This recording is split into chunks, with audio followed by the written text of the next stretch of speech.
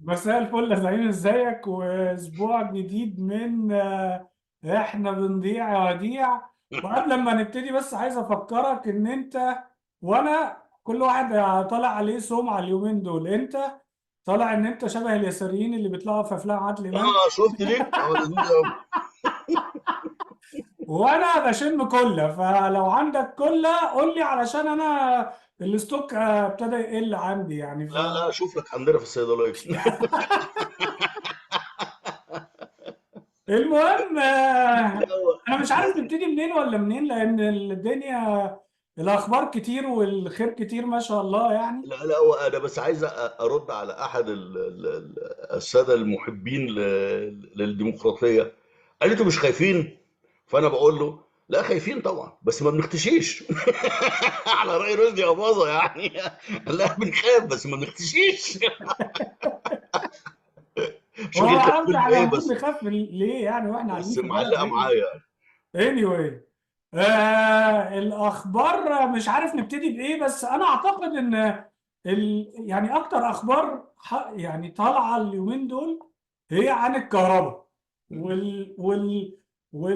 والمسج او الرساله اللي بتتقال دلوقتي، اللي هو يا جماعه خلاص بقى اعملوا حسابكم ان الكهرباء بتقطع، ده العادي يعني. لا، هو هو في مسج تانية اظرف يعني. يعني ان هم بيقولوا لهم انتوا بصوا بقى، انتوا تختاروا يا تاكلوا، يا اما ما فيش كهرباء، يعني يا اما دي يا دي. يا بص، هو قال لك ايه؟ ما احنا ما ينفعش ان يبقى في كهرباء والناس ما تاكلش وما تلاقيش علاج.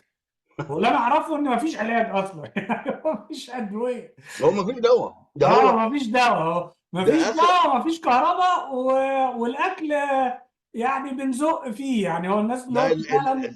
اخر حاجه خالص، مش هيئه الرقابه الدوائيه ولا حاجه زي كده، حاجه من دول راحت منزله قالت لك رفع اسعار الادويه ما بين 50 ل 250%. اه ما ده الطبيعي يعني. هو مش قصدي ان هو ده الطبيعي، انا قصدي ده المتوقع مم. بناء على زياده الاسعار، سوري، انهيار الجنيه. هو الفكره دي في حد ذاتها كارثه، يعني ان انت تبقى سنه 2024 في القرن ال 21 الميلادي، وان في دوله بتقول للشعب بتاعها لا، ما انتوا ممكن تعيشوا من غير كهرباء، وانتوا عليكم انكم تختاروا يا تاكلوا يا يبقى في كهرباء. ايه يا عم في ايه؟ حقيقي بجد يعني. وده وبعدين ايه، تلاقي ناس داخله معاك، داخله بتعرس اللي هو التعريس المجاني اللي ملوش لازمه ده. لقيت واحد بيرد عليا لما انا بكلم واحد، فبقول له انا في اصدقاء بيشتغلوا على مع شركات انترناشونال او الراجل، لا يا ربي، الراجل اللي كتب قال لك انا مع اوبل، مش كده؟ ولما قلت لهم انا هروح اشتغل من مصر قالوا لا، لانها ما فيش فيها كهرباء وما البنى التحتيه بتاعتها صفر. فالراجل بيقول لهم ده احنا بانيين كباري وعاملين ابراج وحاجات كده يعني. طب تحسبوا لنا الاسمنت الابيض اللي ضيعناه ده في الحسبه.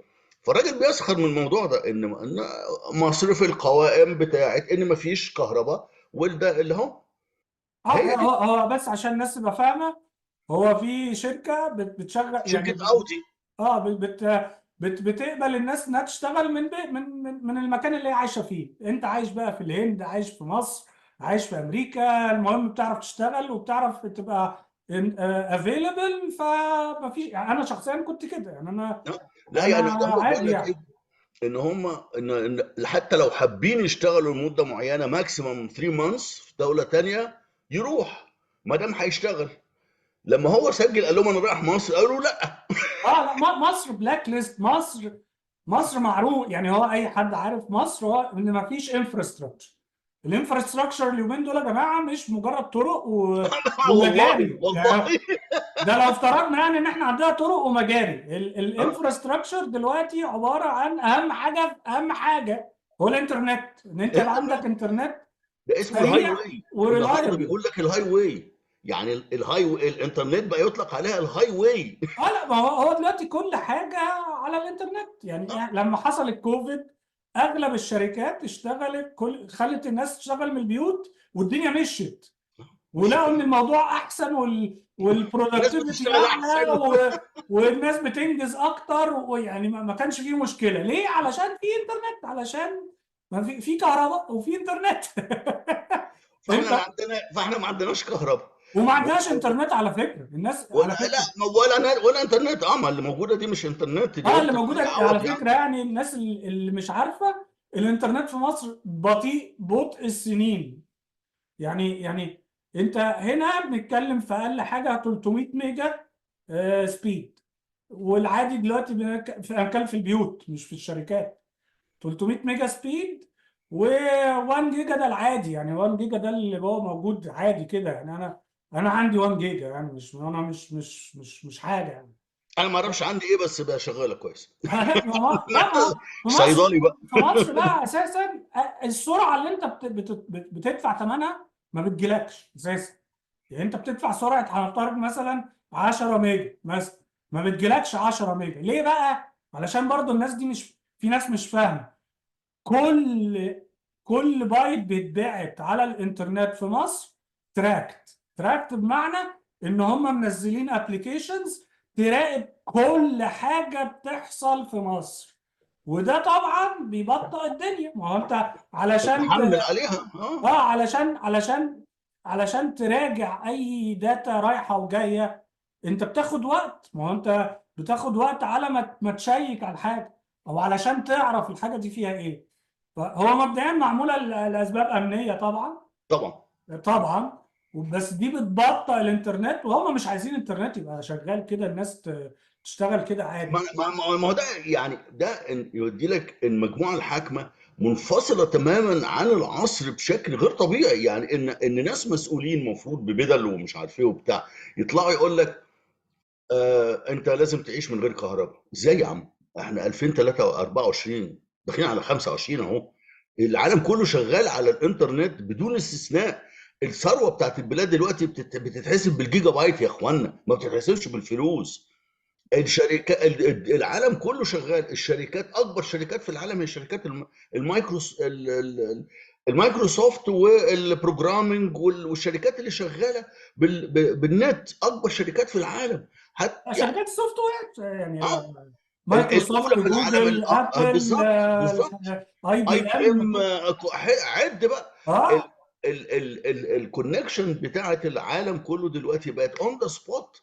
يعني انا كنت قريت روايه كان بيقول لك ان كانوا التجار بتوع الانجليز اللي كانوا في هونج كونج، كانت الرساله بتاخد سنه علشان توصل لهم. يعني بعتها في 6 اشهر ويجي له الرد بعد 6 اشهر. النهارده اقل من ثانيه. يعني بتاع هونج كونج بيتصل بلندن في ثانيه، اون ذا سبوت، بسرعه الضوء اللي هي كتير قوي 300,000 ما اعرفش دراع كوز ذره في الساعه دي وحاجات من. ف فانت ان القيادات بتاعت البلد، الراجل يطلع لابس كرافته محترمه ولابس نظاره نظر وبتاع ويقول لك لا مش يا تاكلوا يا يبقى فيه كهرباء. يعني العالم بره اللعبه خالص. وبعدين هو لغايه دلوقتي هم برضو عمالين يلفوا ويدوروا حوالين السبب الاساسي في الموضوع. يعني هو فتحوا صدرهم وجابوا شركات توليد كهرباء من سيمنز، واخدنا القرض وبوسنا الايادي والحمد لله. والراجل قعد مع مدير السي او بتاع سيمنز، قال له طب ما تشوف لي حاجه في جيبك عشان الشعب بيشحت علينا ابن الوسخه عشان المصريين. فقال له اي دونت هاف اني تشينج. كانت فضيحه يعني. دي حلوه قوي. هو دي في 2018، هو كان اه ده الحقبه دي ايام كانت في ايام ما كان 2018، بيقول لك احنا هنكون جسر النقل الكهربائي لاوروبا واسيا وافريقيا. اي هبل في الجبل. ما الراجل ده ما فيش اي. عندوش بربع جنيه هو مراجعه لاي حاجه، ما فيش هو خالص. اللي حصل ان هم لقوا حقل الغاز بتاع ظهر ده، فشخوه باظ. فالحكايه باظت وهم بنوا كل الهرتله دي على ان هيبقى عندنا غاز كتير جدا للتصدير. واحنا فعلا صدرنا اعتقد سنه 20 او 21 بمبالغ كبيره. انما من ساعتها خلاص يعني احنا بقينا مستورد صافي للغاز من يناير اللي فات. مصر بقت مستورد صافي للغاز. اكبر مصدر ليك اسرائيل. اسرائيل اعلنت انها متوقعه صيف طويل حار، وبالتالي هتخفض الغاز اللي هتوديه لمصر. واخد بالك؟ فمصر قالت طب خلاص يبقى هنضطر ان احنا نشتري من بره. فهيشتروا غاز مسال من بره. طب احنا ما عندناش عندنا محطه اساله، انما ما عندناش محطه تفسيه، يعني تحويله من سائل الى غاز. ما هو الغاز ده اصله، الغاز ده ما بيتحركش كده، ده عايز انفراستراكشر بنت كلب، لدرجه ان المانيا احتست فيه طبعا، ما حلوها في 6 اشهر، بس ده مش ده موضوع تاني. ال ال انك انت ما بتنقلش الغاز هوا كده، لا بتعمل له ضغط، بتحوله لسائل تحت درجات حراره منخفضه جدا، وبتنقل في كونتينرز محدده. تشوف الصور بتاعتها عامله زي ما تكون شايله قلل كده، حامله بتاعت تجاريه عليها حاجه زي القلل 2 او 3 كده، دي مليانه غاز، وبتروح تقف في ميناء معين عنده امكانيات محدده، بياخد الغاز ده وهو سائل يحوله لغاز تاني. ما ينفعش، مش انبوبه بوتاجاز هتفتح فيش وخلاص. حاجات تكنولوجيا عاليه. فطلع ان احنا ما عندناش كمان حاجه عشان ما عندناش اللي بيحول من سائل. مثال غاز. فهنضطر ان احنا، اول دفعه جات لنا بعتناها على الاردن، عشان هم عندهم مصنع صغنن كده على قدهم بيعمل الحكايه دي. فهي هتروح الشحنه اللي احنا جايبينها، الشحنه الاولى اللي في مايو هتروح الاردن، تتفسى هناك، وتتنقل لنا من ضمن في خط الانابيب اللي احنا كنا عاملينه للاردن، عشان هنودي لهم غاز. الحمد لله احنا هناخد منهم غاز اللي احنا مش شاريينه. فحاجه كارثه يعني. ال هو ال ده بس بيقول ان احنا ما عندناش بربع جنيه بلاننج لقدام، لا لا يعني لا لا لا، عيب، حرام. احنا ما بنفكرش في 3 سنين قدام، مفيش يعني. من بلاننج فقد كفر. ما يعني احنا ما عندناش حد يعمل بلاننج لحاجه، انت هتكفر. والفرق بقى، يعني احنا كنا وصلنا في اقصى درجات التصدير اظن 22، ان احنا كنا بنصدر ب 8 مليار دولار، فكان بيدخل البلد من صادرات الغاز بتاعتنا المسيل اللي احنا مسيلينه في ايدكو وفي دمياط 8 مليار دولار في السنه. السنه دي -4 مليار دولار. الفرق بين الصادرات، احنا بنصدر حاجات بتروليه، بعض الانواع الزيوت ومش عارف ايه وبتاع، والواردات من الغاز ومن البترول 4 مليار علينا. يعني نزلنا من بلس 8 -4، 12 مليار في سنتين او 3. وده بسبب سوء الاداره بتاعه الحقل اساسا يعني بسبب بسبب سوء التعامل مع الحقل اللي كان المفروض فيه غاز كتير. وزاره البترول قالت لك لا ما حصلش، يبقى حصل. ما دام قالوا لا ما حصلش يبقى حصل. واخد بالك، 4 مليار دولار زياده على الحاجات بتاعتنا. فاحنا بقى مش بس يعني البلد، انا مش عارف فعلا ال ال ال ال يعني مش عايز ابقى ميتافيزيقي قوي، بس ده ربنا بيعاقبنا.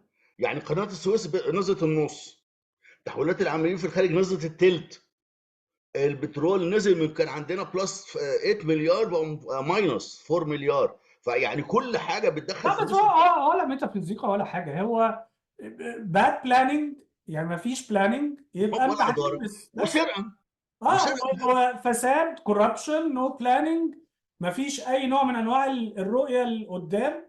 طبيعي جدا ان انت هتتفشخ، ده الطبيعي على فكره. يعني اه انا شفت ده في شركات كتيره، انا اشتغلت في شركه الناس باصه تحت رجليها، وكان عندهم ابلكيشن بيجيب ذهب، يعني فعلا كان بيجيب ذهب، بس ما كان في مشاكل.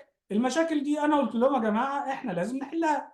هم مش عايزين يحلوها، او ما عندهمش وقت، عندهم بقى اسباب تانية ما مش فارقه، بس الفكره ان هم ما حلوش المشاكل.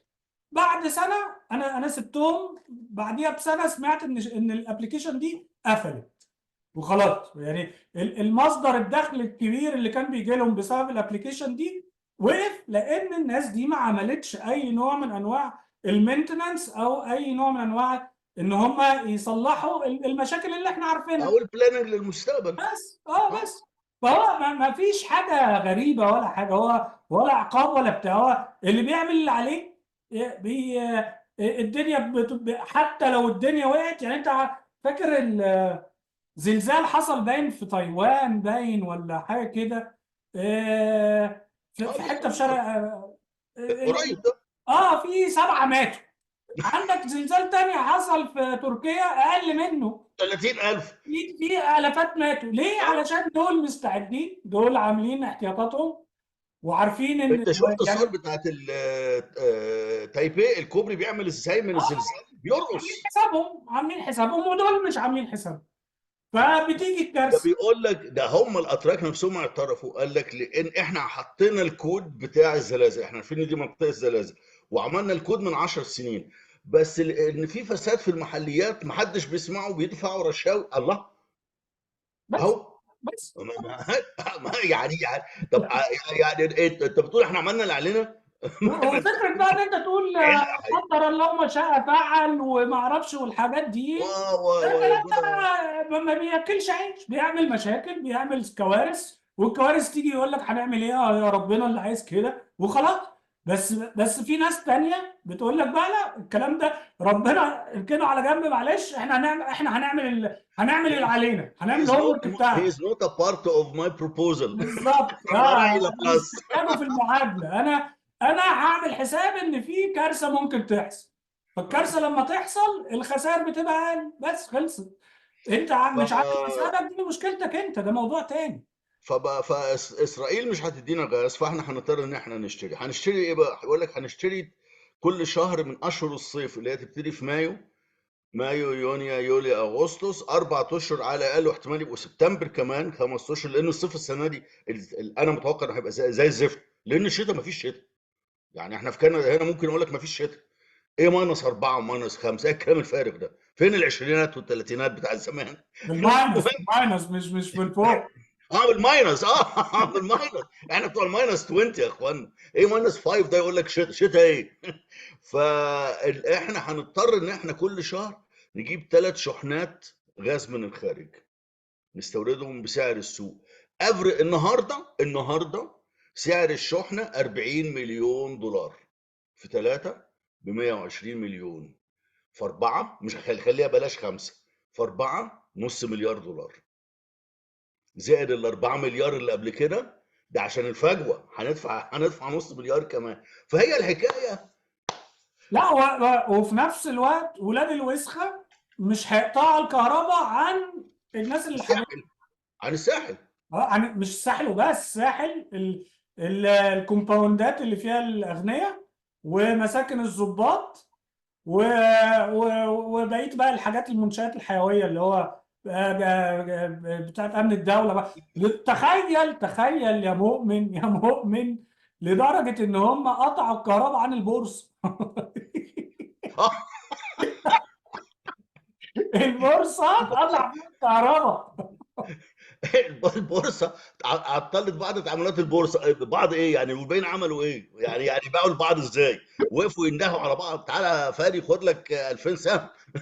مش البورصه دي اللي ما يعرفش، الهيدج فاندز اللي هي الصناديق الكبيره دي بتشتغل في المايكرو سكند، انت بتتكلم بالمايكرو في سكند. يعني هم ما عندهمش استنى ساعه كده النور يرجع. مفيش كلام.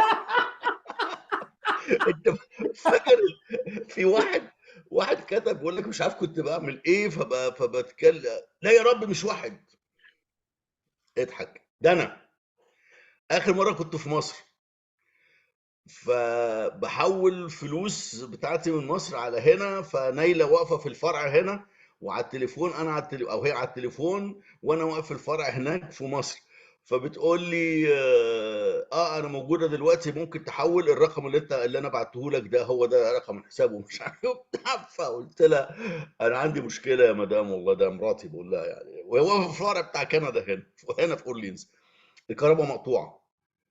فراحت هي قايله للموظفه، قالت لها there is no electricity، فانا سمعت الناحيه التانيه بتقول لها وات، قالت لها مفيش الكتريستي في البنك هناك، قالت لها طيب مفيش جنريتور؟ عارف بقى اللي هي الايه الاجابات المنطقيه، طب مفيش جنريتور يعني، طب دي هتقعد قد ايه؟ طب يعني هنقعد ستاند باي كده كتير؟ قلت لها بقول لك إيه، خليها بكره بقى، مفيش داعي للفضايح. لا ما يعني هو الناس هنا يعني لما الكهرباء، هو مبدئيا الكهرباء ساعات بتقطع حقيقه يعني. اه بس هو طبعا. لما بتقطع مبدئيا لو قطعت بدون يعني اي كارثه طبيعيه، مثلا حصل مثلا سيول مثلا معرفش ايه، لو ما حصلش كده بيعوضوك. يعني احنا في مره الانترنت قطع، ادوهم كذا اسبوع ولا حاجه ببلاش، او رجعوا لهم كريدت، فلوس حاجه كده يعني. لانه مش ده الطبيعي يعني. هو اللي انا عايز اقوله بس يا جماعه ان الكهرباء النهارده بقت حاجه اساسيه.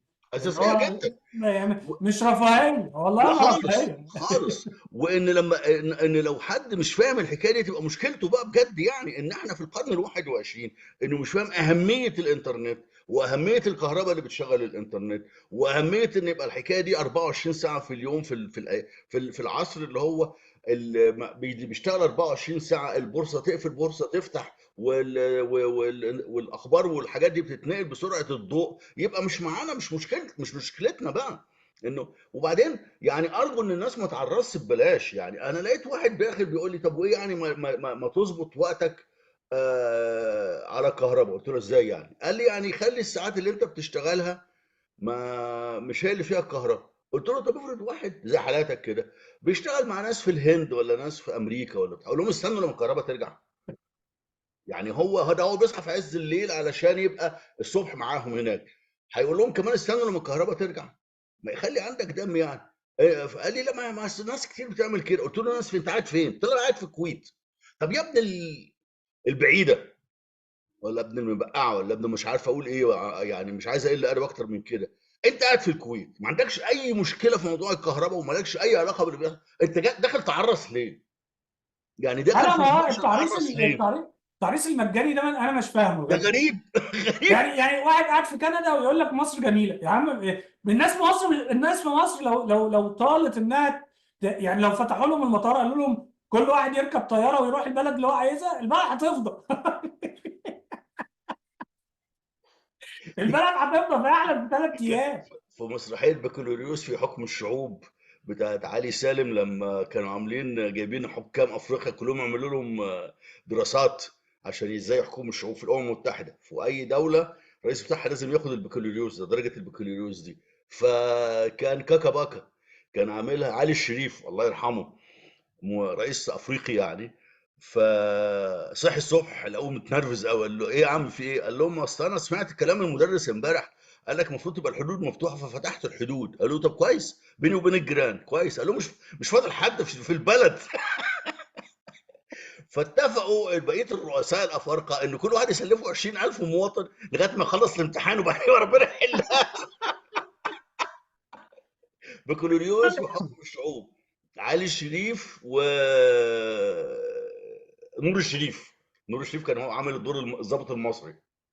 المسرحيه هايله يعني، ما اعرفش اذا كانت لسه موجوده كمسرحيه ولا لا ككتاب ما بس. شفتها، ما اتعرضتش تقريبا في لا يا التلفزيون. ابني دي ايامنا احنا، دي اه ايام لا عبد احنا الناصر لما كان في رقابه احنا على ما شفناش الحاجات اه. دي الصراحه. لا انا لا لا اخري سكه السلامه يعني، ده كان حاجه ناقصه. لا لا، دي ايام عبد الناصر لما كان في رقابه، ما كانش حد بيعرف يتنفس في البلد. كان علي اه سالم بينزل مسرحيه، وعفاريت مصر الجديده يعني والمخططين لا عمالين يمثلوا. تخيل انا قعدت احسب بمناسبه يعني الناس اللي هي عايزه تهاجر وكده، انا قعدت احسب لو واحد عايز يهاجر زي ايه كده. الحسبه الوهميه اللي انت عملتها دي النهارده؟ صدقني ده انا طلعت حاسبها قليل. استنى انا هحكي لك. قول يا عم. انا دخلت على الجروب بتاع مصر، اللي هو جروب المصريين في كندا، بيتكلموا على اسعار التذاكر اللي عايز ينزل مصر. فكل الناس بتتكلم على ان الاسعار غاليه. كام اقل تذكره لمصر؟ $1800 يا كندي. لهوي. اه اقل حاجه. انا فعلا دخلت على اكسبيديا ادور، لقيت ان انا فعلا لو عايز انزل مصر بنتكلم في $1800 و2000 و2000 وشويه مش وارقام كانت غريبه. ب 1200 في الهاي سيزون اه وممكن كانت تجيبها ب 900 في اللو سيزون وحاجات كده؟ ما اعرفش بقى. هو الكلام ده كان انا حطيت الصيف، يعني حطيت اه اليومين اه دول. اه. تمام. قلت اجرب من امريكا، يعني قلت مثلا اشوف مطار قريب من كندا. لو انا عايز اسافر من المطار القريب ده هدفع كام؟ برضه لقيت نفس السعر. فالمهم امريكا وكندا بالنسبه للصيف، هنتكلم على الصيف، انت بتتكلم في $1800. $1800 التذكره. دي لو عيله، انا جيت كان معايا عيلين ومراتي، كنا 4 انفار. علشان نيجي دلوقتي، لو احنا افترضنا ان في عيله زيي عايزه تيجي كندا، تنقل بس تركب الطياره توصل كندا، بعد كده محتاجه. حلها بقى بعد كده. احنا لسه ما قلناش حاجه، احنا بنقول يا هادي كده. محتاجين بنتكلم في ال $1800 يعني 63000 جنيه. 63000 جنيه في 4 بتتكلم في ربع مليون جنيه مبدئيا كده علشان توصل اراضي كندا انت لسه ولا سكنت ولا اكلت ولا عملت اي حاجه ولا جبت عربيه ولا حاجه. والمفروض ان كندا بتشترط، انا على ايامي كانت بتشترط ان انت يبقى معاك مصاريف اول 3 شهور. بعد كده واحد صلح لي قال لي لا دول عايزين اول 6 شهور. اول 6 شهور دي عائله 4 تنفر محتاجين 24,000 دولار كندي. 24,000 دولار يبقى انت دخلت كده، انت عشان تهاجر بس عشان توصل كندا انت محتاج تبقى مليونير. في يعني مصر ممكن يعني. احتمال كبير قوي هو العرجاني وعياله بس هم اللي يجوا بعد كده. اه اللي هو كم واحد في كم اسره في مصر؟ ما ماشي، في ناس معاها مليونات، معاها مليون، ممكن واحد يبيع الشقه ب 2 مليون، ماشي يا عم. كم واحد في مصر نسبتهم كام اللي يحتكموا على مليون جنيه او اكتر في مصر؟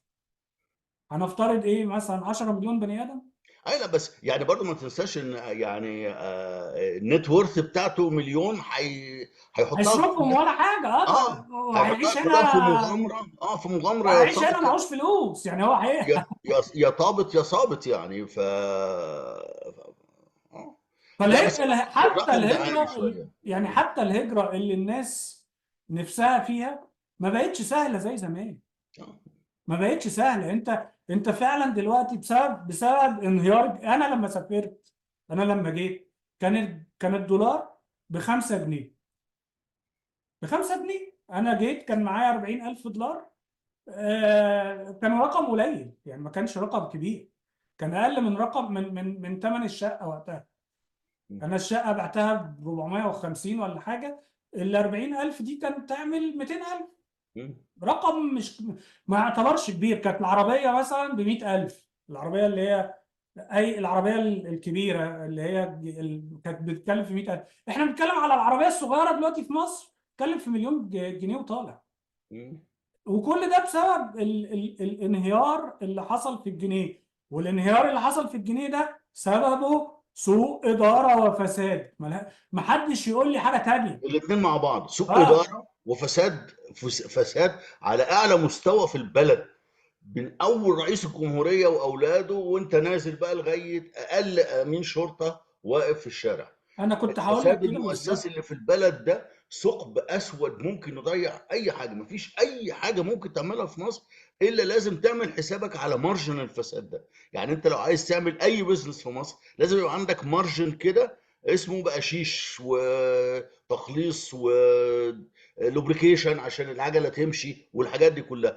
انما ما ينفعش، ومارجن ده بقى الله اعلم قد ايه حسب المشروع بتاعك يعني. وده في كل حاجه، في كل حاجه بدون استثناء. يعني انا رحت النهارده مش حادثه ولا حاجه، يعني هو بس ايه بامبر تو بامبر كده انا وواحد، فايه فلازم تعمل بوليس ريبورت عشان الانشورنس.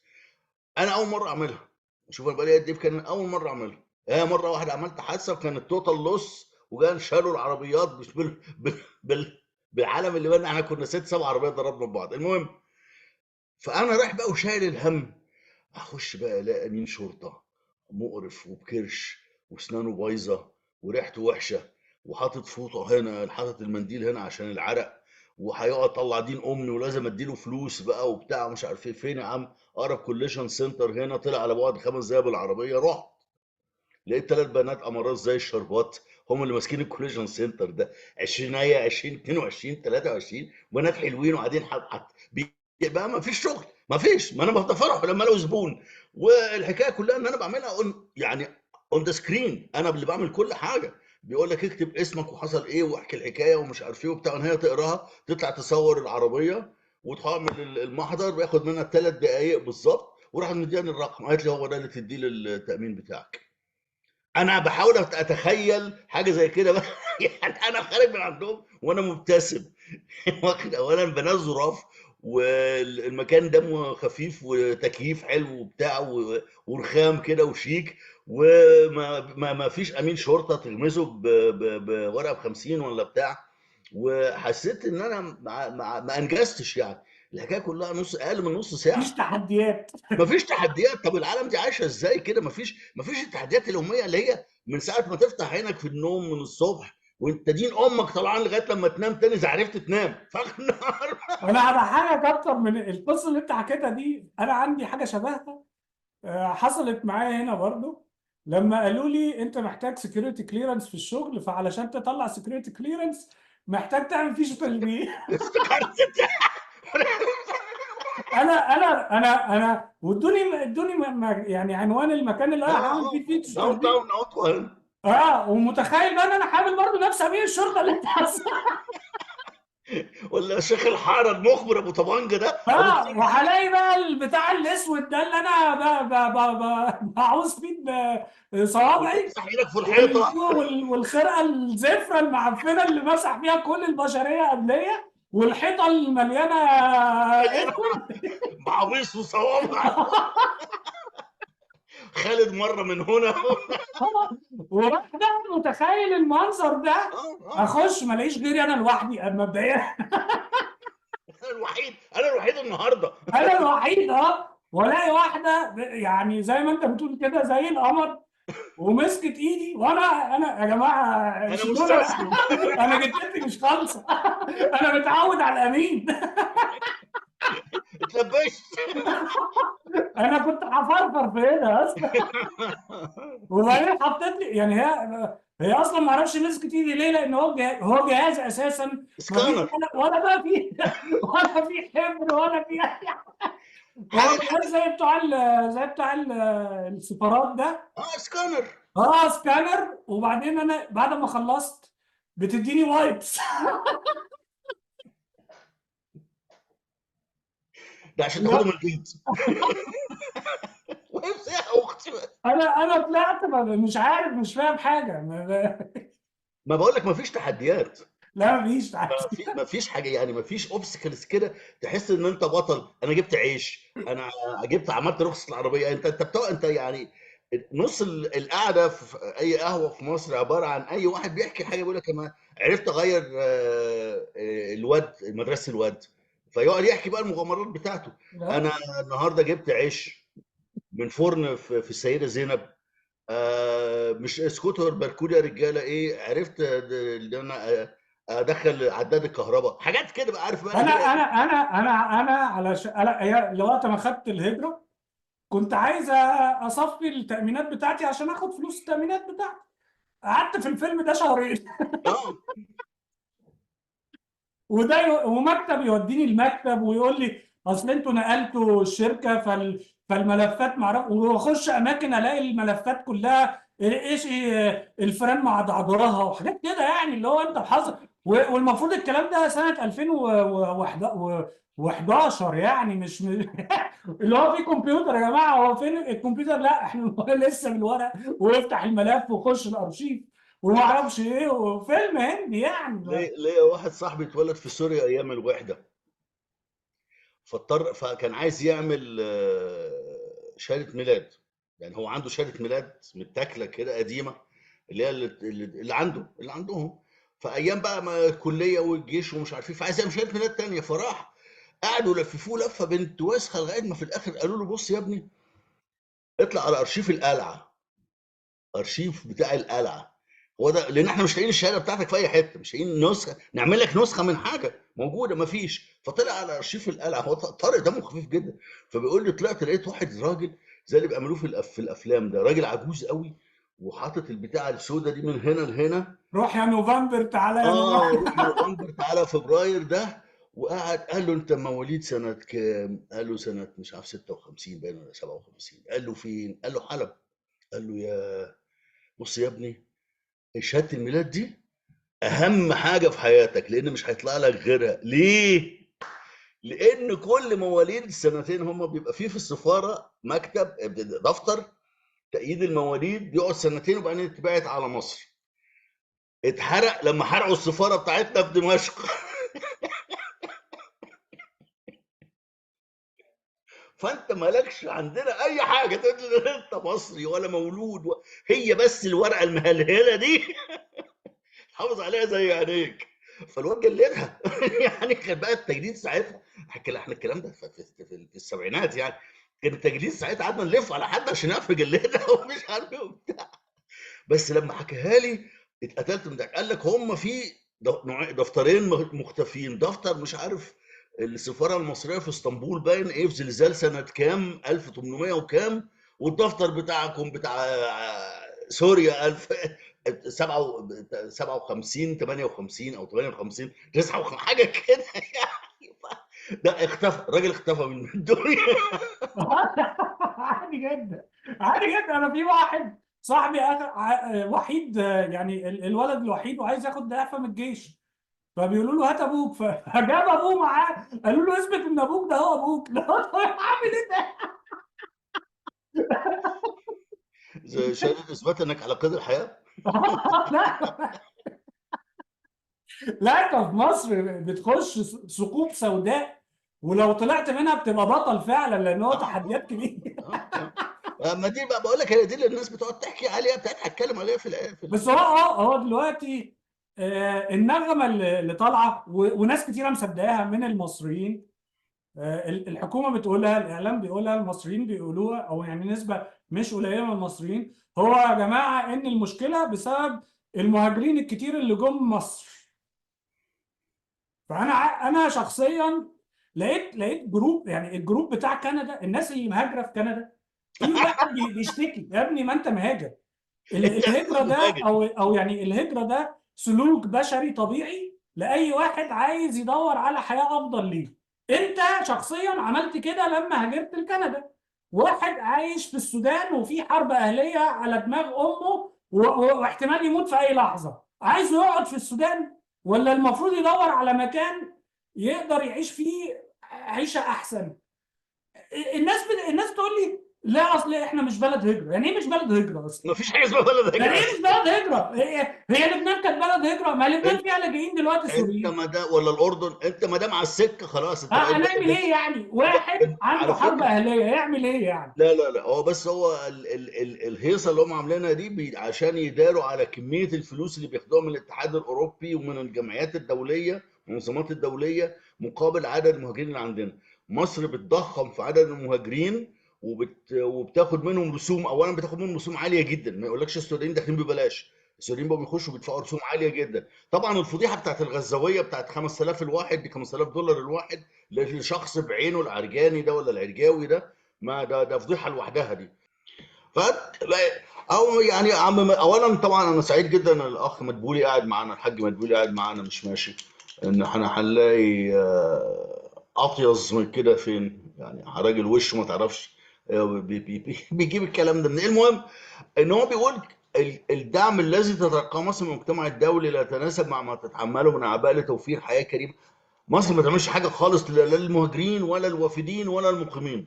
ما فيش حاجه اسمها بتعمل حاجه. احنا بالعكس، احنا كل سنه عن سنه الدعم للاكل والشرب وهو ما فيش كهرباء اهو الحمد لله، فعماله تقل. فهي بقت واضح ان هي بقت دي اللبانه اللي هيستعملوها دلوقتي لتبرير حاله الانهيار في الخدمات وفي المجتمع. تصريح 103 اعمال مسؤولين. طيب انت عندك ناس جايه تشتغل، او يعني اكيد انهم كلهم بيشتغلوا لان ما فيش في مصر. يعني مثلا انا ممكن ولو ان انا مش هعملها يعني، انما ممكن افهم ان واحد في كندا يقول لك احنا بيجي لنا ناس كتير بيقعدوا على الويلفير، احنا ما عندناش ويلفير في مصر، تدفع لهم ايه انت يعني؟ بتدفع رسوم هي اه برضه عشان الواحد يعني يبقى بيقول كل حاجه. المصريين بيقولوا ان هم المهاجرين دول او اللاجئين دول عملوا ضغط على العقارات، فزودوا اسعار الايجارات واسعار البيوت واسعار يعني عملوا زودوا الديماند زاد على على السكن، وبالتالي الاسعار بتاعت السكن غليت. ما هو ده يتناقض مع الكلام ان هم مش لاقيين ياكلوا واحنا بناكلهم. يعني هم جايين معاهم فلوس ولا ما معهمش فلوس؟ ما افهم، ما هي دي هم معهمش فلوس واحنا بناكلهم وبنصرف من جيبنا عليهم، ماشي. هم معاهم فلوس وبيشتروا عقارات وغلوا الدنيا وغلوا المش على المصريين، ماشي. يا دي ما ينفعش الاتنين مع بعض، ولا الاتنين يمشوا مع يعني ما ربنا يعرفوه بالعقل. ما يا اما ناس فقراء قوي واحنا اللي شايلين الليله كلها، والاقتصاد المصري لا يتحمل 9 مليون هما زياده. ما بيعملوش كده ولا مع المصريين ولا مع اللاجئين. ولا هم ناس جايه بفلوسهم وجايين يستثمروا وبيشتغلوا وبينتجوا وبيضيفوا للاقتصاد المصري. ما يعني يا دي مش فاهم. يعني احنا عندنا ازمه سكن في كندا، ومن ضمن اسباب ازمه السكن في كندا هي الانفلكس بتاع التشاينيز اللي اشتروا بيوت كتير في كندا، اشتروهم من باب الاستثمار. علشان بس الناس تبقى فاهمه، لان في ناس بيفهموا ان التشاينيز دول قاعدين في كندا، الحقيقه لا، لا دول لا لا، لو قاعدين دول هناك. كان لو افترضنا ان في 1% من الصينيين مليونيرات، او يعني معاهم فلوس كتيره، الواحد مليار سوري، الواحد في المية من مليار وشويه بني ادم ده صيني، كتير كتير هيطلعوا كتير قوي. قوي. فالصينيين اللي معاهم فلوس اللي هم كتير بيروحوا بقى يشتروا في استراليا، في اوروبا، في انجلترا، في فرنسا، في كندا، بيشتروا عقارات. وهو اتس ده يزود الاسعار، لان في اتس ناس مور تانية برضو كومبليكيتد عن شايفه كده ان شويه يا فادي. انها هم ما بيشتروش حاجه، هم بيحطوا فلوسهم في شركات بتشتري. يعني هم بيستثمروا. يعني هو مش، هو بيجي عم وينج لينج مش بيجي هو يشتري البيت بنفسه، لا، ده هو بيحط فلوسه وات ايفر بقى، مع 10000 يوان، مع 2 مليون يوان، بيحطهم في شركه هي اللي بتشتري البيوت دي. يعني ان في واحد بيحلف لي من احد الاصدقاء ان في واحد صيني، راجل صيني، اشترى 20 بيت في اوتوا في يوم. فقلت له ازاي؟ انا القصه دي اعرفها من نفس، اعتقد من نفس الشخص. من هو نفس طلع الشخص بطياره انما هو. هليكوبتر، بيقول لك طلع اه بطياره، بص كده على البيوت، قال لك انا عايز دي ده ودي للبيع ودي، وده للبيع، اشتري ده اشتري ده اشتري اشتري دي اشتري. واشتري، هو من فوق بس. من فوق. فده مش عشان يسكن ولا علشان ينقل هنا، ده استثمار. الراجل معاه ميزانية مثلا 10 مليون دولار، هيشتري بيهم 20 بيت، فهو بينقي من فوق من الطيارة. لا هينزل يشوف العفشة، ولا هينزل يشوف الباك يارد عاملة ازاي، ولا مين الجيران، ولا الكلام اللي احنا نطلع فيه عينينا. وطبعا الكلام ده على قلب الريال استيت ايجنتس زي العسل، انه عمل التارجت بتاع السنة كله في ساعة بالطياره الهليكوبتر، حتى لو دفعها هو من جيبه واخد الكوميشن بتاعته. فهي دي تفرق. ان دي ده ده فرق كبير على فكره، عشان في ناس فاكره ان المهاجرين هم اللي عملوا الموضوع لا ده. لا لا لا، ده لا، هو استثمار. الصينيين اللي اه، بره كندا. اللي بره كندا هم بيستثمروا فلوسهم في العقار في الدول المتقدمه. هم بيشتروا في الدول الغنيه وارتفاع اللي فيها. الاسعار في كندا مش اكسبشن، مش لا لا استثناء، لا ده لا نفس ده الكلام حصل في انجلترا، فرنسا، استراليا، اوروبا، يعني كده يعني. اي حته فيها سوق عقار مفتوح حر حصل فيه الكلام ده، لانه الصينيين بيشتروا كميات ضخمه جدا من العقارات في جميع انحاء العالم من خلال شركات متخصصه، مش افراد، مش عيله بتيجي تشتري بيت او اتنين. ما اصل بقى برضه الناس بتفهم، يعني ما بتحاولش وده تفهم ايه اللي علشان بيحصل. الصين بلد بالتوسخه برضو، الناس مش ضامنه اي حاجه فيها. يعني اما لا، اي هو حد معاه عندهم، فلوس بيبقى عايز يطلعها بره الصين علشان وبالذات بعد انهيار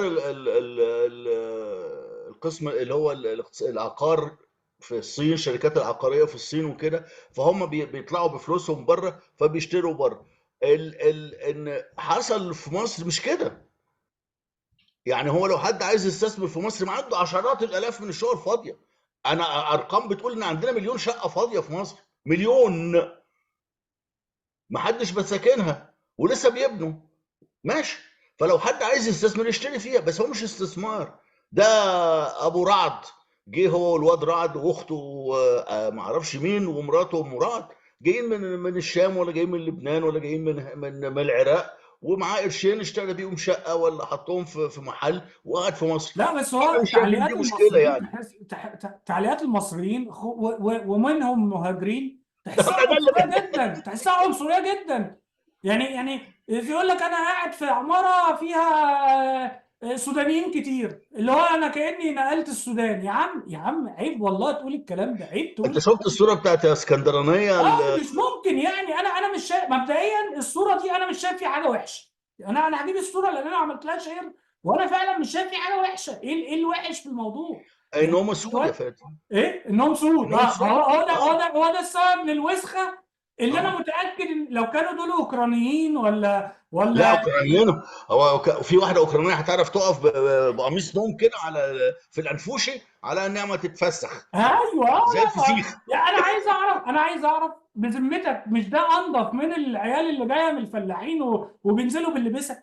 يعني العيال اللي جايه من معرفش فين وتلاقيه ماشي باللباس ونازل باللباس، انهي احسن، دول ولا اللي باللباس؟ لا، انا مش انا ايه اللي مضايقني النبره العنصريه اللي غير جدا، مش طبيعيه ممكن. اللي فيها. على ايه يا اولاد الوسخه؟ انتوا فاكرين نفسكم فايكنج؟ مش عارف انا، وحتى لو هم فايكنج يا جماعه والله، انت لو عايز الفايكنج نفسهم ما يقراوهاش حاليا، ما بيعرفوا، ما يقدروش يقولوها يعني، ما بس يعرفوش يقولوها يعني. اي واحد مصري عايش في اي دوله، في اي مهاجر، هل هتقبل ان اي واحد من الناس اللي قاعدين في البلد دي يقول لك ما تمشي، انت ايه اللي جابك؟ هل هتقبلها ولا هتشوف ان دي عنصريه؟ ما هو يا جماعه والله، انت عايز الناس تعاملك كويس، لازم انت من جواك تبقى كويس برضه في التعامل مع الناس التانيه. وبعدين احنا يعني هو طبعا هي تبقى صعبه شويه على ناس كتير قوي انها تفهمها. احنا بندفع ثمن ان احنا انسحبنا من المنطقه كلها. هو ده اللي انا كنت عايز اقوله، انت اه. كدوله المفروض، انت كدوله المفروض تكون من اهم الدول اللي في افريقيا. المفروض لما تبقى شايف اي منطقه مولعه تتدخل علشان تهديها، مش تسيبها. هو المعلم ابن الوسخه اللي ماسك البلد دي عايش بمنطلق احنا خلينا في حالنا يا جماعه، احنا كويسين، والبلاد اللي حوالينا كلها بتولع. يبقى انت حمار، يبقى انت ما بتفهمش في اي سياسه. السياسه ان انت لو انت بلد محترمه، مش بلد تبع. ما هو النهارده هو بلد تابعه للامارات. هو السودان مولعه كده ليه؟ بسبب اللي عملته الامارات. ما هي اه. الامارات بتسبورت وان اوف ذا سايدز. الامارات بتسبورت حمدتي باين ولا ما اعرفش مين علشان مناجم الدهب. حاجه وسخه يعني. انت عشان لو ده. كنت بلد محترمه، لو انت كنت بلد مستقله محترمه مش تابع لولاد الذين اللي قاعدين في الامارات دول، كنت المفروض لو انت يعني بني ادم بتفهم في السياسه الخارجيه تتدخل علشان تهدي الاوضاع، مش تسيبها تولع وبعد كده تشتكي. احنا النهارده بندفع ثمن من ايام مبارك. لازم اي هاف تو سي ات، يعني ايام مبارك. انا مره اتفرجت على حلقه كانوا بيتكلموا، كان فيها حتى اللي هو بتاع هيئه الاستعلامات ده، رشوان ده وحد تاني مش فاكر وبتاع. اللي هو ايه، ناس مصممه ان الامن القومي بتاع مصر هو المربع اللي مرسوم بالمسطره ده، الانجليز رسموه سنه 1906 مع الفرنسويين. هو ده الامن القومي بتاعك. لا يا ابني، يا ابني اقرا تاريخ. الامن القومي بتاعك من اول حدود ليبيا وتونس لغايه الاناضول، ده الامن القومي بتاعك. وجنوب لغايه منابع النيل. وتحت يا اما لغايه منابع النيل وباب المندب، ده الامن القومي. مش معنى كده انك تحتله. اصل في عندنا بتوع الكمايته دول كمان ولاد الكلب المجانين، يقول لك الامبراطور. امبراطوريه مين يا ابني؟ انت لا تاكل. ده الامن القومي بتاعك، يعني مفروض يبقى لك نفوذ فيه، وتبقى عينك على اللي بيحصل فيه، وتبقى عارف ايه اللي بيحصل، وتبقى فاهم اللي بيحصل في المنطقه دي كلها، كلها بدون استثناء. انت كل التحالفات اللي عملتها فاشله، لانك ماشي ورا الامارات، والامارات. انت تابع لدوله، اه. لا دي مش دوله، دي مش دوله يا جماعه. الامارات فشلت في كل المؤامرات اللي عملتها ما عدا مصر. هي نجحت في المؤامره الوحيده اللي نجحت فيها، هي مصر. النجحه المؤامره في مصر، والنتيجه اهي جابتها الارض.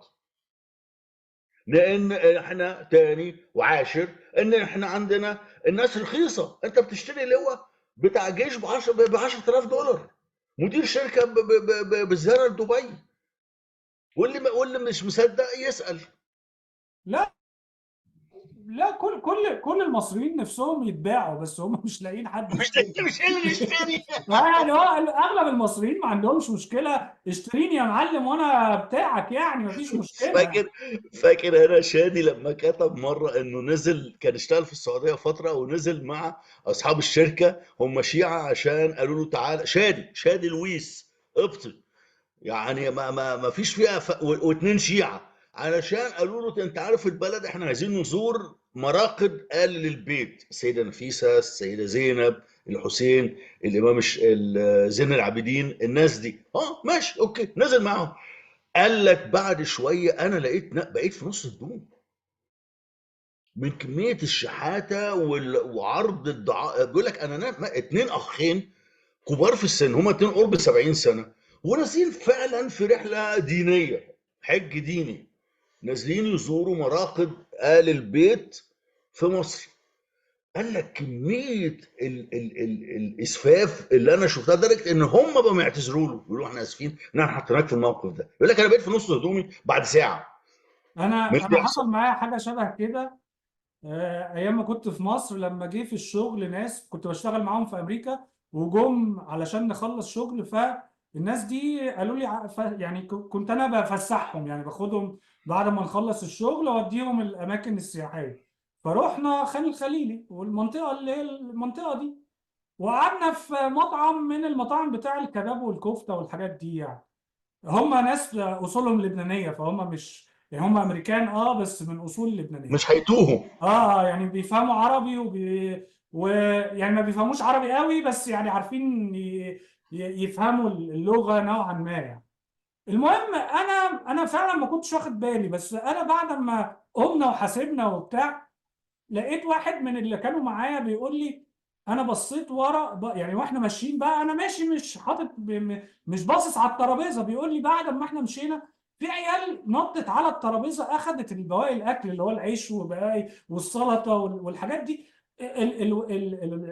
يعني زميلي ده اللي هو من امريكا حس فعلا يعني اتضايق ان الناس في مصر المفروض في حته سياحيه مش لاقيين ياكلوا. ده الكلام ده 2008 مثلا 2007، فما بالك النهارده. فهو اللي هو بس هو ده كله علشان احنا عندنا مهاجرين جايين عندنا احنا تاني. اولا المهاجرين دول اتفقوا على حاجه مع بعض يا جماعه عشان نعرف نرد عليكم. معاهم فلوس فبيغلوا علينا المش، ولا جايين يشحتوا؟ دي حاجه. الحاجه التانيه، جايين منين؟ جايين من المناطق اللي هي المفروض انها تبع فيها، مفروض يكون فيها نفوذ مصري. مفروض من السودان، شمال السودان، من ليبيا، من اليمن، من العراق. العراق بعيده شويه يقول لا، بس اهو يعني من سوريا. الحاجات دي مفروض ان انت بقالك فيها تواجد سياسي، تواجد سياسي بوزن. انما ما تبقاش منسحب من كل العالم ومش مستعد انك تتحمل نتيجة الانسحاب بتاعك. ما احنا منسحبين من لا، البحر. وبعدين يقول لك ايه، احمدوا ربنا ان انتوا عايشين في امان. امان ايه؟ انا عايز اعرف. امان يا لالي. يعني امان يا النهارده لالي فعلا. لسه النهارده شايف تقرير صحفي عاملاه الالماني دويتش وات ايفر دي دبليو دي، عن التواجد التركي في البحر الاحمر. انهم عملوا قاعده وعملوا اتفاقيه مع الصومال للتنقيب عن البترول والغاز والمعادن ومش عارف ايه في الريف بتاع المياه الاقليميه بتاعت الصومال وما بعدها. وبناء عليه فهم من حقهم انهم يحموا بشكل عسكري، فابتدوا يبعتوا مدمرات وقوارب سريعه ومش عارف ايه لحمايه المنطقه دي كلها.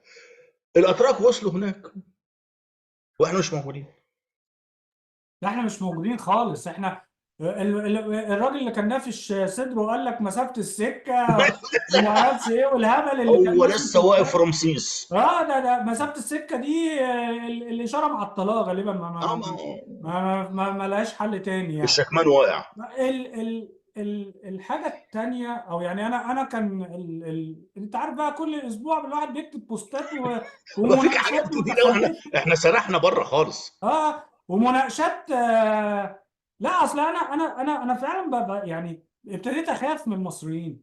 أنا ابتديت أخاف من المصريين بالعقليات دي، لأن إحنا عنصريين قوي يا جماعة، مش ممكن. منبطحين قوي، ما عندناش مبدأ خالص. الدروشه لحست دماغنا تماما. فالعمليه مشخرمه من كل الاتجاهات. انا بس عايز احكي لك فيديو المفروض انه انتشر لواحد بيغني اغاني المهرجانات دي، اسمه عمر كمال. عمر كمال ده، انا شفت الفيديو، الراجل ده تعليمه على قده، فانا ما اقدرش اعتب عليه. بيتكلم على ان هو قبل ما يشتهر كان بيتمرمط في الدنيا والشغل، وكان ما بيحقدش على حد، وبيشوف المهندس بيحترمه ومعرفش ايه، وهو كان بياكل طين تمام. ومستغرب قوي بقى ان هو لما بقى مشهور الناس بقت بتحقد عليه وبيتكلموا عنه بطريقة مش ظريفة ومعرفش ايه. وبيقول ان يا جماعة احنا ربنا خلقنا درجات، وطبيعي جدا ان يبقى في ناس عاليه وناس واطيه ومفيش مشاكل، وانا لما كنت واطي يعني لما كنت عايش عيشة صعبة ما كنتش بتضايق وحامد ربنا ومش بحقد على حد. ولكن لما ربنا اداني بقيت يعني المفروض الناس تعمل نفس الكلام معايا. انا بس عايز ارد على المشكلة مش ان هو قال الكلام ده، لان هو في الاخر واحد تعليمه محدود، افكاره كلها افكار بتاعه القرن القديم. انما انا اللي فعلا يعني حزني ان في ناس متعلمه وتعليم كويس، وناس منهم بيقولوا على نفسهم يساريين، معرفش ازاي يعني. آه شايفين ان الكلام ده كلام كويس. ويا جماعه كل واحد يخلي بقى يبص في ورقته ومحدش ليه دعوه بحد. الكلام ده يا جماعه ضد الطبيعه البشريه اساسا. الطبيعه البشريه، الناس اللي عاشوا ايام قبل اختراع الزراعه، ما هو احنا عشنا 200,000 300,000 سنه قبل اختراع الزراعه. الفترة اللي هي عشناها دي هي اللي كونت شخصيتنا وطبيعتنا. احنا عشنا في قبائل كل الناس كده بتتشارك مع بعض في كل حاجة، ولولا ان هم كانوا بيساعدوا بعض وبيتعاونوا مع بعض وبيشاركوا بعض في كل حاجة ما كنا انقرضنا، كنا انتهينا من الوجود. فالطبيعي ان انت تحس بالعدل بينك وبين الناس اللي انت عايش وسطهم. ده الطبيعي اللي الطبيعة بتاعتنا حتمتها على الطبيعه، البيئه بتاعتنا اللي احنا نشأنا فيها حتمت على الطبيعه البشريه بتاعتنا ان احنا نبص اللي حوالينا، ولازم نحس بالعداله بيننا وبين الناس اللي حوالينا. المجموعات اللي نجح اللي سرفايفد وعرفت انها تنقل الجينات بتاعتها والاتيتيود بتاعها، هي المجموعات اللي كان بينها تعاون وكان بينها تقسيم للي بيجي باللي بيتاكل. ونساعد بعض، والعجوز نقف معاه، والست الحامل اللي بتولد اللي ما بتقدرش تتحرك نراعيها، ونشارك الاكل مع بعض. مش واحد يصطاد غزاله ياكلها لوحده، ما فيش حاجه كده.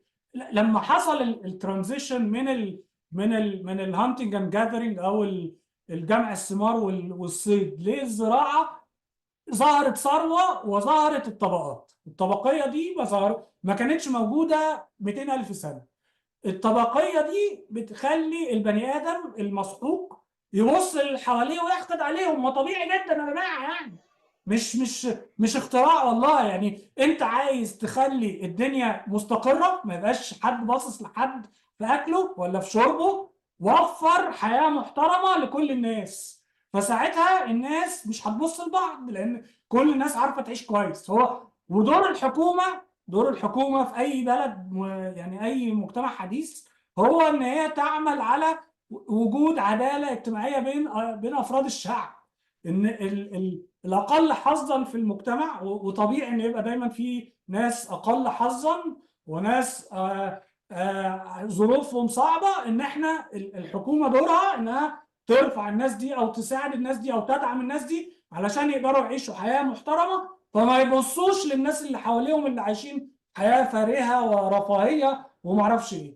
انا هنا بمشي في الشارع معرفش مين ابن البواب ومين ابن النجار ومين ابن الدكتور ومين ابن السياسي، ما اعرفش، لان هم كلهم لابسين كويس، كلهم بيعرفوا يركبوا مواصلات محترمه، بيعرفوا يعيشوا في بيت ليه سقف، بيعرفوا يوفوا الاحتياجات الاساسيه بتاعتهم حتى لو بصعوبه. ولكن الفروقات بين الطبقات قليله. انما في مصر المجتمع المصري يا فادي، ودي ناس كتير قوي قوي ما تعرفهاش. فاكر احنا اتكلمنا من حوالي اسبوعين او حاجه، وانا ما كملتش الكلام عن توزيع الثروه في مصر. وقلت لك ان حتى ليها اسم، افتكرته اسم ست، طلع اسم راجل اقتصادي طلياني اسمه جيني كوفيشنت. جيني كوفيشنت ده اللي هو توزيع الثروه، مش الدخل، الثروه الماديه بتاعه المجتمع داخل المجتمع. مصر اكتر دولة في العالم، واللي عايز يعمل تشيك يعمل عليها تشيك. 2016 2017 كان في 1% من سكان مصر يمتلكوا 50% من ثروة المصريين كلهم، من الثروة بتاعت المجتمع المصري. دي نسبه 1% مخيفه، دي نسبه فقط. مخيفه. فقط. امريكا 5% بيمتلكوا 40%. امريكا 5% بيمتلكوا 40%. مش مهم قد ايه المبلغ، المهم توزيع الثروة. والثروة هنا مش يعني الدخل، في فرق بين الدخل وبين الثروة اللي هي وسائل الإنتاج والأراضي ومش يعني مثلا الأثرى عائلة في أمريكا هي عائلة وولمارت، لأن كل المحلات بتاعتهم دي بتاعتهم هم، بتاعت العيلة، فهم أثرى عائلة في أمريكا، واخد بالك؟ فالتوزيع الثروة في مصر غير عادل على الإطلاق وسيء جدا جدا جدا. وبعدين يضاف إليه، واحنا داخلين على الصيف اهو الحمد لله هنشوف الساحل الشرير تاني، ان اللي معاهم فلوس، اللي معاهم الثروه الواحد في المية اللي معاهم الثروه بتاعت المجتمع المصري دي، ما بيكسفوش، بيظهروها بشكل عدائي، يعني بشكل استفزازي للناس. فطبعا الحكايه دي بقى خطر، خطر. هتقعد قد ايه؟ هتفرع امتى؟ I don't know. محدش هي يقدر اوريدي دلوقتي، ما هو الراجل بيتكلم، ما هو الراجل بيتكلم ليه؟ لان هو شايف ان بيتهاجم ليه؟ علشان هو فعلا اتنطر نطره لفوق جامده. يعني هو دلوقتي مصور فيديو بعربيات، ما اعرفش اساميها، عربيات اللي هي انا فعلا ما اعرفش اساميها. يعني هتقول لي دي ايه، بنتلي ولا رولز رويس؟ وبعدين ما اعرفهاش. وبعدين لذيذ قوي يقول لك انت يعني فالح قوي لما بقيت دكتور ولا مهندس ولا بتاع، ما هو شفت ده. ايوه ماشي، انا موافق. في كام واحد زيه في المجتمع، والمجتمع محتاج كام واحد زيه، ومحتاج كام مهندس، ومحتاج كام دكتور. طب ما امريكا كده، يعني اقل مغني راب اللي هو بيبقى تاجر مخدرات اساسا وسجين سابق وطالع من السجن وعليه احكام والحكومه بتجري وراه، ولو راح كاليفورنيا يتقبض عليه او لو راح نيويورك يتقبض عليه، ده بيعمل له كذا مليون في السنه. اجدع دكتور بيعمل له 300 400 الف، يبقى هو ده احسن من ده؟ وانت لما هتروح للرابر يغني عليك، ما احنا هنستهبل بقى. وبعدين احنا بنصرف مصاريف غير طبيعيه على بتوع الاوقاف والمشايخ والمآذن والكنائس والجوامع. ما اعرفش الفلوس دي كلها بتروح فين، ما لهاش ده. انا كل ما افتكر اللي قال لك يعني مليار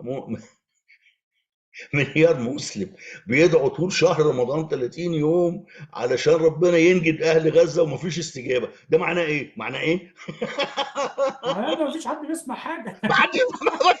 لا لا والله، لا لا، انتوا بس انتوا لا بتعملوا يقول لك اصل نفسكم. احنا نيتنا مش كويسه، احنا المسلمين بتوع اه امريكا. هي هم دايما هيفكروا في الاوبشن اللي مش ستريت فورورد. الرياضة بقى محدش سمع او محدش موجود او محدش مهتم او ما كله في الهوا.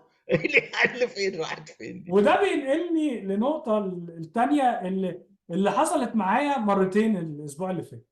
الاسبوع اللي فات في اتنين انا ما اعرفهمش، يعني واضح ان هم متابعيني على السوشيال ميديا وبعتوا لي مسجز بنفس المحتوى او نفس الحاله. الاتنين دول في جامعات ما يعرفوش بعض، وبيتكلموا على ان الدكاتره في مصر، دكاتره الجامعه، بيقولوا لهم لو العلم بتاعنا اللي احنا بندرسه بيتعارض مع اللي بيقوله الدين نصدق الدين. تخيل دول دكاتره الجامعه، دول دكاتره الجامعه اللي هم المسؤولين عن يعني تعليم الجيل الجديد. ما دكاتره الجامعه بيطلعوا يا عم في التلفزيون يقول لك الانستجرام هتدخلك النار، واللي بيصلي ما بيجيلوش اكتئاب. وفي ده، وفي ناس انا يعني اتقالت لي من احد المعارف، الاصدقاء المعارف في مصر، انه جات له حاله نفسيه فراح دكتور نفسي، اول سؤال ساله له قال له انت بتصلي ولا لا؟ شخر له، مع ان هو بيصلي. انا ايه؟ لا. طب ما كنت اروح للشيخ يعزم عليا وخلاص، دافع لك 100 جنيه اول نص ساعه ولا 200 جنيه اول نص ساعه عشان تقول لي انت بتصلي ولا لا؟ طب ما اقعد اروح عند مولانا وخلاص، احط فلوس في الصندوق وهو يعزم عليا ونخلص. فطبعا لا لا، الموضوع فعلا مأساوي. ان انت الناس اللي المفروض المثقفه طبعا، يعني انا طول عمري، هو احنا كنا بنتكلم يعني ان المفروض الطبقه الطبقه المتوسطه المتعلمه هي دي اهم طبقه اللي المفروض الحكومه تحافظ عليها علشان تماسك المجتمع. ده اللي اعرفه يعني. والمفروض برضه في نفس الوقت ان الاقليه هي المفروض القاطره اللي بتدفع اي مجتمع للامام، هي اللي دايما بتنخور كده وتقعد تشاغب علشان تاخد حقوقها، وبالتالي المجتمع يتقدم ويتحضر.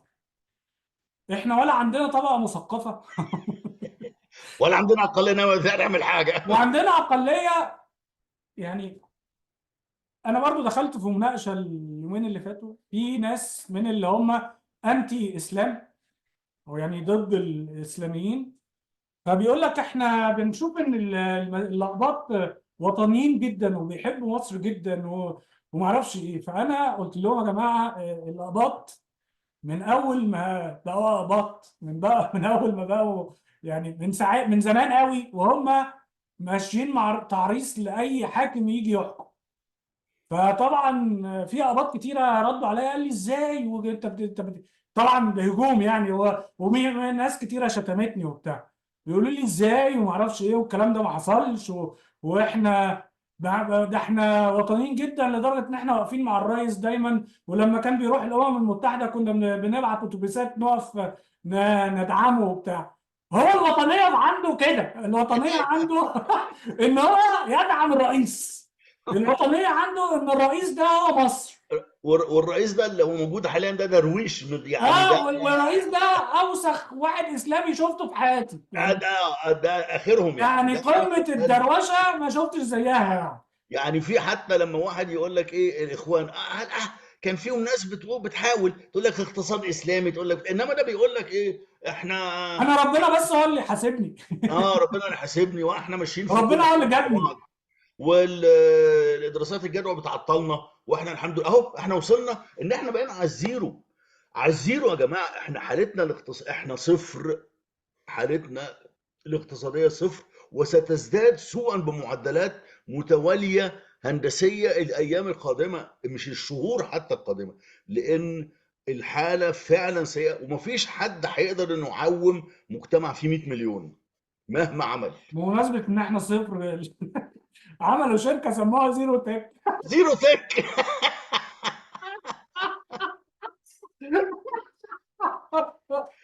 دي المفروض إنها شركة تكنولوجيا. اه مش ممكن، أول زيرو كاميرا تك. مراقبة مصرية. انا ما شفتش اسم سليم زي الاسم ده، زيرو تك. احنا عندنا بالصلاة على النبي. زيرو تك، تخيل مين اللي يشتري من زيرو تك ده.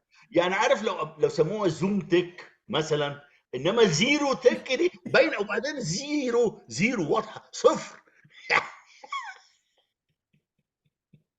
مأساة والله، احنا بنتعامل معاها شوية. لا مع هم بعض. فاكرين ان هم كده كيوت بقى وكول وبتاع، اه وبنسمي اسامي اجنبي وحركات. اجنبي، اسامي انجليزي. زيرو تك. احنا زيرو بهدلنا تك الدنيا. الفقره الدينيه ما قربناش منهم، بس يعني بقى ربنا لا الفقرة الدينية يعني سريعا كده، هو انت يعني احنا كل الاسئلة بتبقى على الست تعمل ايه وما تعملش ايه. يعني الست الست اللي لو قال عايزه لك تصوم الستة البيض ما ينفعش تستعملها غير لما تستأذن من جوزها، لانه احتمال يحتاجها. يحتاجها دي محتاجه في ايه المفروض بقى؟ يحتاجها في استنى بقى، ايه؟ لا استنى مولانا، قول لي محتاجه في ايه بقى؟ حاجه وسخه قوي، حاجه لا وسخه لا قوي. كأن الست دي مصرف كده، الراجل لما يبقى محتاج هو مزنوق محتاج. يصرف فيها. هو عامة الشعراوي قال اللفظ ده بكل وضوح ولا يعني. وبعدين معلش، طب هي زوجها، طب هو مش هيصوم هو كمان؟ لا ما هو بيقول لك، لا هو بقى يعني هي المفروض تستأذن منه. ده محسسني ان يعني الدنيا مقطعه بعض غرام. وزنقت بقى وقت الصيام، يعني مش بالليل مثلا، ما هو بالليل ما فيش صيام عادي يعني. لا هو لا، حبكت بقى الساعه 3 معدن الظهر. العصر ده، اصل مسمار العصر ده، لا مؤاخذه يعني في الكلمه ده، ودي يقول لك اتفضل ما يا عم. اعرفش ايه، لما الست تقف في المطبخ دي كانها الشهاده في يا عم ما ترحموا دين ام المراه يا عم، سيبوها في حالها. والله يعني الموضوع هيبقى لا اسهل بلاش، لو لا انتوا سبتوها في حالها، مش لا لا كده لا، لا. لو نايله عرفت كده هتعمل لي فيلم يعني. لا مأساة مأساة مأساة، يعني انت فاهم. اه يا أنا. اه لا ايه مسخره اخبار والله. احنا الرياضه؟ بنشوف عجب في اه مصر، لا لا لا، العجب بس يعني. احنا خليناها المره دي كده، كانت قعده قهوه خالص، ما فيش اي لا ما هي ترتيب. قعدت احنا يعني اخبار الكوره ايه؟ ال... اخبار الكرة. ليفربول طلع من الدوري الاوروبي، كل الفرق الانجليزي طلعت من الدوريات الاوروبيه كلها. ما عدا استون بس فيلا. بس الزمالك غلب. الزمالك غلب، اه. بيقول لك غلب كانوا ال... عايزين بقى فين مستنيين الميداليات بعد الماتش ما. بس عايزين يعيدوا الماتش زي ماتش السنغال كده. قال لك لان الكوره اوف سايد، ولا مش عارف هاند بول. لا طب هاند بول واوف سايد. طب اوف سايد وبعدين هاند بول. طب استنى بس طب احنا عايزين نعملها بالفار. قال لك لا، الصوره الثابته يا دي الخيبه. لا لا، بص، هو انا مقتنع جدا يعني صلاح السعداني الله يرحمه يعني. الراجل ده قال نظرية الشبهية. وانا الشبهيه. مقتنع جدا بالكلام بتاعه. بيقول لك احنا عندنا كل حاجة شبه الناس شبه. بره. شبه. عندنا اتحاد كورة، عندنا ملاعب، عندنا أوضة خلع ملابس، وفرقتين عندنا ينزلوا مع بعض، اه. مذيعين، معرفش ايه، عندنا كل حاجة، عندنا كل حاجة فعلا. هو على فكرة مش قصده على الكورة، هو لا قصده لا على لا لا السياسة. لا. يعني احنا عندنا برلمان، عندنا أحزاب، عندنا دي انا انتخابات. سمعتها منه بودني دي. هو لا، هو وما بيتكلم على كانش الكورة قال لك. لأن هو ما يقدرش يقول وساعتها حتى ما قالش الشبهيه، قال الزييه. ما هي احنا عندنا احنا. برلمان زي اللي بره، عندنا اه احزاب زي اللي بره. ايه، انما مفيش دي حاجه واضحه بتحصل. يعني. هو الراجل بيستخدم الكوره كميتافور يعني، مش قصده الكوره بس، هو قصده كل حاجه في الدنيا. لا لا احنا لا والسياسه لا. بقى اولها. احنا اوروبا، العالم الحديث عنده برلمان، نعمل برلمان. عندهم انتخابات، نعمل انتخابات. ماله. عندهم احزاب، نعمل احزاب، اعمل كل حاجه. بس في الاخر، هل الاحزاب بتعمل نفس الدور بتاع الاحزاب في مصر بره؟ لا. هل شبهيه. البرلمان بيعمل اي حاجه؟ اما لا، عندنا المعارضه، الراجل اللي بيقول انا حزب معارض قال له لا يا راجل خليك معانا عادي يعني. طيب، تعالى تعالى.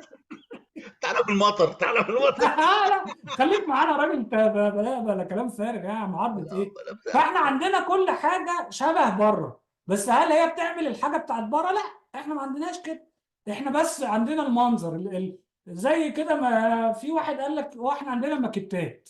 الماكيت، تبص على الماكيت تلاقي عندنا برلمان، عندنا حكومه، عندنا رئيس وزراء، عندنا انتخابات، عندنا معرفش ايه. بس هو في الواقع ولا في انتخابات ولا ومالكش دعوه بقى في بالحاج مدبولي قاعد ولا في معانا بقى. حكومة، ولا في ولا في أي حاجه. حاجة في الدنيا. مفيش حاجة.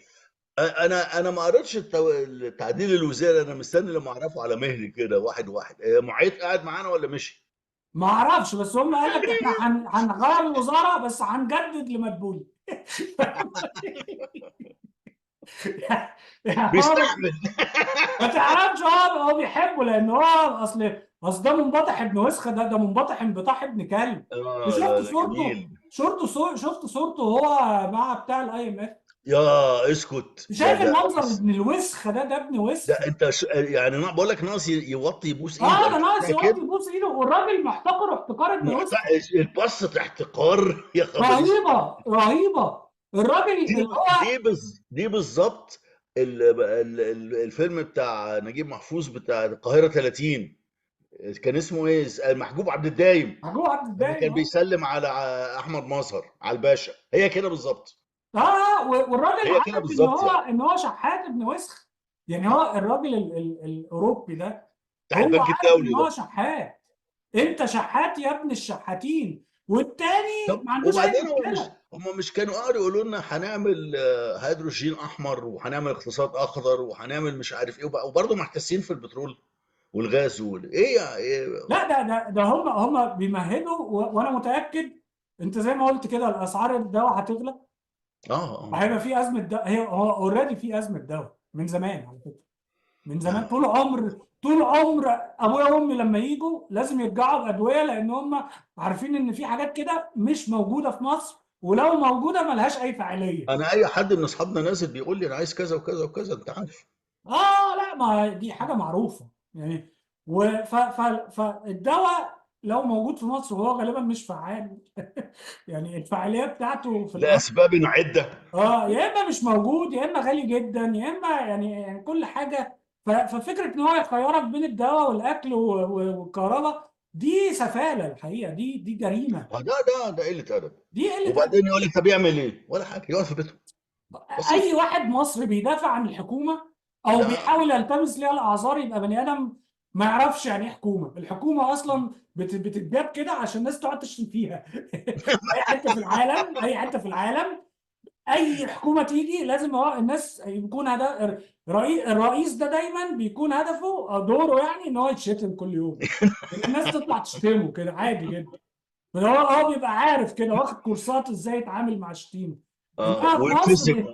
انما في مصر بيلتمسوا العذر للحكومه اللي المفروض دورها تخدمهم. تخيل كده انت جايب واحد خدام في البيت وما بيخدمكش، فانت تقعد تلتمس ليه العذر، اصل هو معرفش ايه، اصل ظروفه يا هو عم. هيعمل ايه اكتر من كده؟ انت جايب واحد بتدفع له فلوس علشان يخدمك، لو ما لا، هو خدمناش الخدمه المطلوبه ألذ يبقى حاجه هو يقول لك، غلطان.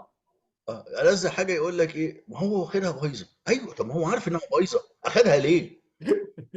يعني انا نفسي افهم يعني. لا، هو وفرد صدره ليه عشمتنا ما بقى دام ما دام عايشتنا في ان تقدم، احنا كلها بس سنتين والدنيا بنعدي. ما دام تقدم الصفوف يبقى هو يقدر يشيل. ما قدرش يشيل، هياخد على قفاه وهيتشتم بالظبط، ده وهيتهزق. الطبيعي يا جماعه، والله هو ده الطبيعي يعني. الطبيعي ان المسؤوليه دي مش قادر، مش قدها، يا ما تمشي تغلط، يا ما تستقيل تقربش. يا الناس تشيلك، يا الناس تشيلك. انما نلتمس العذر، واصل هو هو قال لك لو هنعمل عنده ايه؟ كرامه هيمشي. لا، ما هو ما عندوش الحاجات دي، ما عندوش. هو على هذا. كفايه كده على الناس عشان احنا ما اعرفش زودناها ولا ايه، بس عامه مش مهم. مش مهم. نشوفك امس. نشوفك الاسبوع الجاي يا دكتور. ماشي يا ريس. يلا تصبح سلام. على خير، سلام. وانت من أهل.